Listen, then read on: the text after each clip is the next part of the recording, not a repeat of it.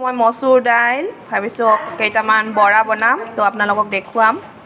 অকণমান হালকা পেষ্ট কৰি লৈছোঁ।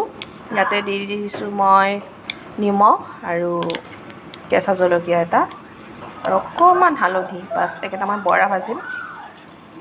আকৌ এইফালে বনাইছোঁ মই মচুৰ দাইলৰ চাটনি বটা। ইয়াতে দি দিছোঁ কেঁচা জলকীয়া, নহৰু দুটা ফলি, আকৌ নেমু অকণমান চেপি দিছোঁ, নিমখ। বাছ ইমানখিনি। ইমান ভাল লাগে নহয়, আপোনালোকেও ট্ৰাই কৰিবচোন মচুৰ দাইলৰ চাটনি বটা। এইফালে টাৱাখনত দি দিছোঁ তেল। তাৰপিছত দি আছোঁ মই এটা এটাকৈ দাইলৰ বৰাকেইটা। মচুৰ দাইলৰ বৰা দেই, আপোনালোকেও খাবচোন দাইল ভাতৰ লগত, ইমান ভাল লাগে নহয়। এইফালে এইকেইটা ওলটাই দিলোঁ, হৈ আছে।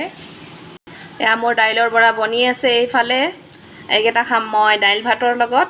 আকৌ এইফালে আগতীয়াকৈ দাইলৰ বৰা হৈ যোৱাকেইটাই মানে চচেৰে খায়েই দিওঁ আৰু খাওঁ খাওঁ লাগি গৈছে। কোনে কোনে ভাল পায় মচুৰ দাইলৰ বৰা জনাবচোন।